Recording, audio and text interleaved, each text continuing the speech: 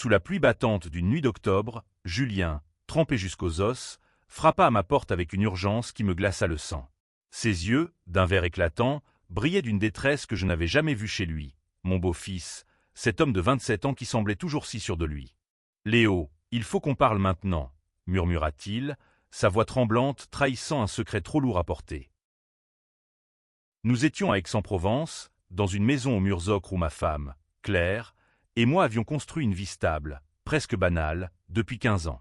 Claire était partie pour une semaine, un voyage d'affaires à Paris, me laissant seul avec mes pensées et, ce soir-là, avec Julien, le fils de sa première union. Il était entré dans notre vie à l'âge de 12 ans, un adolescent rebelle aux cheveux bouclés et au sourire insolent.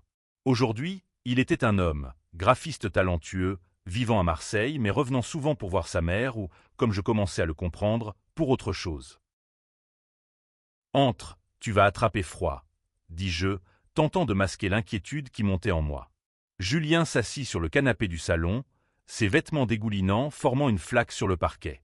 Il y avait dans l'air une tension que je ne pouvais ignorer, un mélange d'intimité et de danger. « Léo, je ne peux plus faire semblant », lâcha-t-il soudain, ces mots comme un coup de tonnerre dans le silence de la maison. Je m'appelais Léo, 40 ans, professeur de littérature à l'université d'Aix-Marseille. J'avais toujours cru que ma vie était un livre bien rangé, un mariage heureux avec Claire, une carrière respectable, une maison entourée de lavande. Mais Julien, avec son énergie brute et son regard qui semblait percer mon âme, avait commencé à écrire des chapitres que je n'avais jamais prévus. Depuis quelques mois, ses visites s'étaient multipliées, ses conversations avec moi s'étiraient tard dans la nuit, et ses regards avaient une intensité qui me troublait. « Faire semblant de quoi » demandai-je, bien que mon cœur, battant à tout rompre, connaissait déjà la réponse. Julien se leva, s'approcha, si près que je pouvais sentir l'odeur de la pluie sur sa peau. « Tu sais de quoi je parle, Léo. Ne me fais pas le dire seul. » Je reculai d'un pas, le souffle court. Ce n'était pas possible. Pas lui, pas moi, pas ici. J'étais marié, j'étais son beau-père, et pourtant, une part de moi, celle que j'avais enfouie sous des années de convenance, hurlait pour se libérer. « Julien, arrête. Tu ne sais pas ce que tu dis, » murmurai-je, mais ma voix manquait de conviction. Il secoua la tête, un sourire triste aux lèvres. « Tu peux mentir à Claire, à toi-même, mais pas à moi. Je vois comment tu me regardes. Et je sais ce que je ressens. » Le silence qui suivit fut assourdissant. La pluie continuait de marteler les fenêtres, comme pour nous enfermer dans cet instant où tout pouvait basculer. Je voulais lui dire de partir, de ne plus jamais revenir, mais mes lèvres refusèrent d'obéir. À la place, je posai une main sur son épaule, un geste qui se voulait apaisant mais qui, sous son regard, devint une caresse. « Julien » commençai-je, mais il m'interrompit en posant ses doigts sur les miens. « Léo, je t'aime. Depuis des années. Et je sais que tu ressens quelque chose, même si tu refuses de l'admettre. » Ce fut comme si le monde s'arrêtait. Ces mots, si simples, si crus, brisèrent les murs que j'avais construits autour de mon cœur. J'avais passé ma vie à ignorer cette part de moi, celle qui, adolescent, s'était éveillée en secret devant des poèmes d'amour écrits par des hommes pour des hommes. J'avais choisi la sécurité, Claire, une vie normale. Mais Julien, avec sa vérité brute, venait de tout faire voler en éclats. « Tu ne peux pas dire ça, » dis-je enfin, ma voix tremblante. « C'est impossible. » « Pourquoi ? Parce que tu es marié. Parce que je suis le fils de Claire. Ou parce que tu as peur de ce que tu es vraiment. » Ces mots étaient durs, mais ses yeux étaient pleins de douleur, comme s'il souffrait autant que moi de cet aveu. Je me détournai, incapable de soutenir son regard. La vérité était là, nue, impitoyable. Oui, j'avais ressenti quelque chose pour lui, quelque chose que je refusais de nommer, quelque chose qui grandissait à chaque sourire, chaque conversation, chaque moment où il était trop près de moi. Mais comment pouvais-je accepter cela? Comment pouvais-je trahir Claire, ma vie, tout ce que j'avais construit? Julien s'approcha à nouveau, sa main effleurant la mienne. « Léo, je ne te demande pas de tout abandonner. Je te demande juste d'être honnête. Avec toi-même. Avec moi. » La pièce semblait rétrécir autour de nous. Mon cœur battait si fort que je craignais qu'il ne l'entende. Je voulais le repousser, lui dire que c'était une erreur, mais mon corps refusait de bouger. Et quand il se pencha, quand ses lèvres frôlèrent les miennes, je ne le repoussai pas. Ce baiser, bref, hésitant, fut comme une étincelle dans une forêt sèche. Il alluma en moi un feu que je ne pouvais plus éteindre. Mais avant que je puisse dire quoi que ce soit, Julien recula, les joues rouges, les yeux brillants. « Je ne regrette rien », murmura-t-il avant de s'enfuir dans la nuit, me laissant seul avec le chaos qu'il venait de semer. Je m'effondrai sur le canapé, le cœur en miettes. Que venais-je de faire? Ou plutôt, qu'allais-je faire maintenant? Claire rentrerait dans quelques jours. Julien reviendrait, comme toujours. Et moi, Léo, 40 ans, professeur respectable, mari fidèle, je me retrouvais face à une vérité que je ne pouvais plus ignorer. J'étais amoureux de mon beau-fils. Et cette vérité allait tout changer. Les jours qui suivirent furent un tourbillon de confusion et de culpabilité. Chaque matin, je me réveillais avec le goût de ce baiser sur mes lèvres, un souvenir brûlant qui me hantait. Je me forçais à vaquer à mes occupations, corriger des copies, préparer mes cours, mais l'image de Julien, trempé par la pluie, son regard vert perçant le mien, ne me quittait pas. Je ne l'avais pas revu depuis cette nuit-là. Il n'avait pas appelé, pas écrit, et je n'avais pas osé le contacter. Une part de moi espérait qu'il regretterait, qu'il dirait que tout cela n'était qu'un moment d'égarement. Mais une autre part, plus profonde, plus dangereuse, priait pour qu'il revienne. Claire rentra de Paris le vendredi, rayonnante, avec des histoires de réunions interminables et de dîners dans des brasseries chics. Elle ne remarqua pas mon silence, mes regards absents. « Tu vas bien, Léo ?» demanda-t-elle un soir, alors que nous étions assis à la table de la cuisine. « Juste fatigué, » mentis-je, incapable de la regarder dans les yeux. Elle posa une main sur la mienne, son sourire doux et confiant, et je sentis une vague de honte m'envahir. Claire, 42 ans, avocate brillante, avait toujours été mon roc, celle qui m'avait sauvé de mes doutes quand j'étais plus jeune. Comment pouvais-je lui faire ça? Mais le destin, cruel et implacable, ne me laissa pas le temps de m'apitoyer. Le samedi soir, Julien réapparut. Il entra dans la maison sans frapper, comme il le faisait toujours, un sac à dos sur l'épaule, son sourire insolent masquant une nervosité évidente. « Maman, Léo, je passe juste pour le week-end », lança-t-il en posant son sac dans l'entrée. Claire l'embrassa, ravie. « Tu restes dîner, j'espère ?» demanda-t-elle. Julien acquiesça, mais ses yeux glissèrent vers moi, et je sentis mon estomac se nouer. Le dîner fut un supplice. Julien parlait avec animation de son dernier projet de design, Claire riait, et moi, je faisais semblant d'écouter, chaque mot me pesant comme une pierre. À un moment, sous la table, sa jambe frôla la mienne. Ce n'était peut-être qu'un accident, mais mon corps tout entier s'embrasa. Je me levai brusquement, prétextant aller chercher du vin. Dans la cuisine, seul, je pris une profonde inspiration, tentant de calmer les battements de mon cœur. Mais Julien me suivit. « On ne va pas faire comme si rien ne s'était passé, Léo », murmura-t-il, si bas que Claire ne pouvait l'entendre depuis la salle à manger. « Pas ici », sifflai-je, les dents serrées. « Pas maintenant. »« Alors quand ?» demanda-t-il, son ton mêlant défi et désespoir. « Tu vas continuer à m'ignorer? À prétendre que tu ne ressens rien ?» Je fermai les yeux, luttant contre l'envie de le prendre dans mes bras. Là, maintenant, malgré tout. « Julien, c'est compliqué. Tu le sais. » Il s'approcha, son souffle chaud contre mon oreille. « Compliqué, peut-être. Mais vrai. » Avant que je puisse répondre, Claire appela depuis l'autre pièce. « Léo, tout va bien. » Je m'écartai de Julien comme si j'avais été brûlé. « Oui, j'arrive » criai-je, attrapant la bouteille de vin comme un bouclier. Julien me lança un dernier regard, un mélange de frustration et d'espoir, avant de retourner à table. Cette nuit-là, je ne dormis pas. Allongé à côté de Claire, qui respirait paisiblement, je repensais à chaque mot, chaque geste de Julien. Il avait raison, c'était vrai.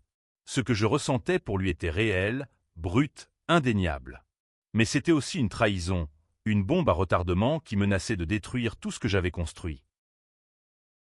Le lendemain matin, Claire annonça qu'elle devait retourner à Paris pour une urgence professionnelle. « Juste 2 jours, » dit-elle en m'embrassant. « Tu t'occuperas de Julien, d'accord. » Mon cœur s'arrêta. Julien, qui buvait son café à la table de la cuisine, releva les yeux vers moi, un sourire en coin. « Bien sûr, maman. Léo s'occupera de moi. Et c'est ainsi que, pour la deuxième fois en une semaine, je me retrouvai seul avec lui. Le départ de Claire laissa un vide étrange dans la maison, comme si l'air lui-même s'était alourdi. Julien, fidèle à lui-même, s'installa comme s'il était chez lui, traînant dans le salon avec son carnet de croquis, ses écouteurs autour du cou. Mais chaque mouvement qu'il faisait semblait calculé, chaque regard un défi silencieux. « Tu comptes m'éviter tout le week-end » demanda-t-il enfin, alors que je faisais semblant de lire dans le bureau. Il était appuyé contre le chambranle de la porte, ses cheveux en désordre, une lueur malicieuse dans les yeux. « Je n'ai pas envie de jouer à ce jeu, Julien, » répondis-je, refermant mon livre avec plus de force que nécessaire. « Ce n'est pas un jeu, » dit-il doucement, s'avançant dans la pièce. « Pas pour moi. » Je me levai, prêt à quitter la pièce, mais il fut plus rapide. Il attrapa mon poignet, pas fort, mais assez pour me faire m'arrêter. « Parle-moi, Léo. Dis-moi que tu ne ressens rien, et je te laisserai tranquille. » Je voulais le dire. Je voulais prononcer ces mots, les rendre réels, mais ils restèrent coincés dans ma gorge. À la place, je murmurai « Tu ne comprends pas ce que tu me demandes. » « Alors explique-moi, » insista-t-il, ses doigts toujours autour de mon poignet. « Explique-moi pourquoi tu trembles chaque fois que je suis près de toi. Pourquoi tu ne peux pas me regarder dans les yeux sans rougir. » Je dégageai ma main, le souffle court. « Parce que c'est mal, Julien. Parce que je suis marié à ta mère, parce que je suis censé être. » « Censé être quoi » coupa-t-il. « Quelqu'un que tu n'es pas. » Ces mots me frappèrent comme une gifle. Pendant des années, j'avais porté un masque, celui de l'homme parfait, du mari fidèle, du professeur respecté. Mais Julien voyait à travers moi, voyait l'homme que j'avais enterré, celui qui, dans ses moments les plus secrets, rêvait d'une vie différente. « Tu ne sais rien de moi, » dis-je, mais ma voix tremblait. « Alors laisse-moi apprendre, » répondit-il, son ton adouci, presque suppliant. Ce soir-là, nous parlâmes. Vraiment. Pas comme un beau-père et son beau-fils, mais comme deux âmes perdues, cherchant à se comprendre. Il me raconta son adolescence, ses premiers amours, ses luttes pour accepter son identité dans une petite ville où les jugements étaient rapides. Je lui parlai de mes propres doutes, de ces années où j'avais étouffé mes désirs, choisi la facilité d'une vie hétéronormative. Quand la nuit tomba, nous étions assis sur le canapé, une bouteille de vin à moitié vide entre nous. La distance entre nous s'était réduite, nos épaules se frôlant presque. « Tu mérites mieux que ça, Léo, » murmura-t-il. « Tu mérites d'être toi. » Je ne sais pas qui fit le premier pas. Peut-être lui, peut-être moi. Mais quand nos lèvres se rencontrèrent à nouveau, ce n'était pas une étincelle, mais un incendie. Ce baiser était plus profond, plus désespéré, chargé de tout ce que nous avions retenu. Et cette fois, je ne le repoussai pas. Les jours suivants furent une danse entre l'extase et la culpabilité. Chaque regard, chaque toucher entre Julien et moi était une transgression, un secret que nous gardions dans l'ombre de la maison. Mais dans ces moments volés, je me sentais plus vivant que je ne l'avais été depuis des années. Julien était partout. Il restait plus longtemps que prévu, prétextant du travail à finir à Aix. Nous passions des soirées à parler, à rire, à nous découvrir. Il me montrait ses dessins, des esquisses pleines de vie et de mouvement, et je lui lisais des poèmes de Verlaine, ma voix tremblant sur les vers d'amour interdits. Mais la réalité ne tarda pas à nous rattraper. Claire revint, et avec elle, le poids de notre trahison. Elle ne soupçonnait rien, du moins pas encore, mais je voyais dans ses yeux une curiosité nouvelle, comme si elle sentait un changement en moi. « Tu es différent, Léo, » dit-elle un soir, alors que nous étions au lit. Plus distants. Je mentis, encore. C'est le stress, les copies à corriger. Mais chaque mot était une aiguille dans mon cœur. Julien, lui, refusait de reculer. « On ne peut pas continuer à se cacher, » me dit-il un après-midi, alors que nous nous promenions dans les champs de lavande derrière la maison. « Je veux être avec toi, Léo. Vraiment. » « Et Claire ?» demandai-je, la gorge nouée. « Qu'est-ce qu'on fait d'elle ?» Il baissa les yeux, son assurance vacillant pour la première fois. « Je ne veux pas lui faire de mal. Mais je ne peux pas vivre sans toi. » Ces mots, si doux, si douloureux, me hantaient. Je savais que nous étions à un carrefour. Continuer signifiait détruire la vie que j'avais construite. Arrêter signifiait renoncer à la seule chose qui me faisait me sentir entier. Un soir, alors que Claire était à une réunion tardive, Julien et moi nous retrouvâmes à nouveau seuls. Cette fois, il n'y eut pas de mots, pas de discussion. Juste nous, dans l'obscurité, nos corps parlant là où les mots échouaient. Mais au moment où je m'abandonnais à lui, la porte d'entrée s'ouvrit. Le grincement de la porte me figea. Julien s'écarta de moi, les yeux écarquillés, le souffle court. « Léo !» appela la voix de Claire, claire et innocente, depuis l'entrée. Mon cœur s'arrêta. Je me levai d'un bond, rajustant mes vêtements, tandis que Julien attrapait son pull, tentant de reprendre une contenance. « Dans le salon !» criai-je, ma voix tremblante trahissant ma panique. Claire apparut, son manteau encore sur les épaules, un sourire fatigué aux lèvres. « La réunion a fini plus tôt que prévu, » dit-elle en posant son sac. Puis son regard glissa vers Julien, et quelque chose dans son expression changea. Une ombre, presque imperceptible, traversa ses yeux. « Julien, tu es encore là ?» demanda-t-elle, son ton léger mais teinté d'une curiosité que je ne lui connaissais pas. « Ouais, je passais juste, » bégaya-t-il, évitant son regard. Le silence qui suivit fut insupportable. Claire nous observa, moi, puis Julien, et je sentis une sueur froide couler dans mon dos. Elle ne savait rien, du moins, je l'espérais, mais son instinct semblait flairer quelque chose. « Je vais me coucher, » dit-elle enfin, brisant la tension. « Léo, tu viens ?»« Dans 1 minute, » répondis-je, la gorge sèche.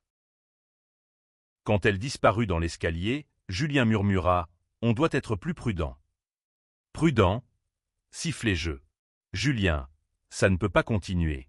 On va tout détruire. » Il me regarda, blessé. « Tu regrettes ?» Je fermai les yeux, incapable de répondre. Oui, je regrettais la douleur que cela causerait à Claire. Mais non, je ne regrettais pas ce que je ressentais pour lui. Les jours suivants furent un enfer. Claire devenait de plus en plus observatrice, posant des questions anodines qui me semblaient pleines de sous-entendus. Julien, lui, oscillait entre audace et désespoir, m'envoyant des messages la nuit, me suppliant de faire un choix. Un soir, alors que Claire était sortie avec des amis, Julien revint. « Je ne peux pas vivre comme ça, » dit-il, les larmes aux yeux. « Je t'aime, Léo, mais si tu ne veux pas de moi, dis-le maintenant. » Je le pris dans mes bras, incapable de le laisser partir. « Je t'aime aussi, » murmurai-je, les mots m'échappant enfin. Mais cet aveu, loin de nous libérer, ne fit qu'alourdir le poids de notre secret. Le secret devint une prison. Chaque moment passé avec Julien était une évasion, mais chaque retour à la réalité, à Claire, à notre maison, à ma vie, était une chute. Je vivais dans un état constant de peur et de désir, déchiré entre l'amour que je ressentais pour lui et la loyauté que je devais à ma femme. Julien, lui, devenait de plus en plus impatient. « On ne peut pas continuer à se cacher pour toujours, » me dit-il un après-midi, alors que nous étions seuls dans un café discret à l'écart d'Aix. « Je veux une vie avec toi, Léo. Une vraie vie. »« Et Claire ?» demandai-je pour la 100e fois. Il serra les dents, son regard dur. « Tu l'aimes encore ?» La question me coupa le souffle. Oui, j'aimais Claire, mais pas comme j'aimais Julien. Avec elle, c'était une affection profonde, forgée par des années de complicité. Avec lui, c'était une passion brute, une tempête qui me consumait. Je ne sais pas comment faire, admis-je enfin. Je ne veux pas la détruire. Julien posa sa main sur la mienne, un geste audacieux en public. Alors dis-lui la vérité. C'est la seule façon. La vérité. Ce mot me terrifiait. Comment pouvais-je dire à Claire que j'étais amoureux de son fils, que j'avais trahi sa confiance de la pire des manières? Mais Julien avait raison, nous ne pouvions pas continuer ainsi. Chaque mensonge que je racontais à Claire creusait un fossé entre nous, et chaque moment passé avec Julien rendait l'idée de le perdre insupportable. Un soir, alors que Claire était à la maison, je pris une décision. « Il faut qu'on parle », dis-je, le cœur battant à tout rompre. Elle me regarda, surprise, mais acquiesça. Nous nous assîmes dans le salon, et pour la première fois depuis des semaines, je la regardais vraiment. Ses yeux bleus, si familiers, si confiants, me brisèrent le cœur. « Claire, je ne suis pas celui que tu crois, » commençai-je, les mots s'étranglant dans ma gorge. Et alors, je lui dis tout. La vérité éclata comme une tempête. Les larmes de Claire, sa colère, sa douleur, furent un miroir de ma propre culpabilité. « Comment as-tu pu » cria-t-elle, son visage déformé par la trahison. « Avec mon propre fils. » Julien, qui était resté à l'écart, entra dans la pièce à ce moment-là. « Maman, ce n'est pas la faute de Léo, » dit-il, la voix tremblante. « C'est moi qui. »« Tais-toi, » coupa-t-elle, les yeux brillants de larmes. « Vous m'avez tous les deux menti. Vous m'avez brisé. » Ce soir-là, Claire partit. Elle prit une valise, monta dans sa voiture et disparut dans la nuit. Je ne savais pas où elle allait, et elle refusa de répondre à mes appels. Julien et moi restâmes dans la maison, silencieux, écrasés par le poids de ce que nous avions fait. « Je ne voulais pas ça, » murmura-t-il, la tête entre les mains. « Moi non plus, » dis-je, mais les mots sonnaient creux. Les semaines qui suivirent furent un brouillard. Claire demanda le divorce, un processus rapide et douloureux. Elle refusa de revoir Julien pendant des mois, et je me retrouvai seul, dans une maison trop grande, hanté par mes choix. Mais Julien ne m'abandonna pas. Il resta, malgré tout, malgré la douleur, malgré les jugements des amis et de la famille qui apprirent peu à peu la vérité. Ensemble, nous commençâmes à reconstruire, pas à pas. 1 an plus tard, nous emménageâmes à Marseille, dans un petit appartement donnant sur la mer. Ce n'était pas parfait. Les regards des approbateurs, les murmures dans notre dos, la douleur de Claire qui pesait encore sur nous. Mais chaque matin, quand je me réveillais à côté de Julien, son sourire endormi contre mon épaule, je savais que j'avais fait le bon choix. L'amour, le vrai, celui qui brûle et qui libère, valait tous les sacrifices. Les vagues du vieux port clapotaient doucement contre les quais, un son apaisant qui contrastait avec le tumulte de l'année passée. Julien et moi avions trouvé un rythme, une vie qui, bien qu'imparfaite, était la nôtre.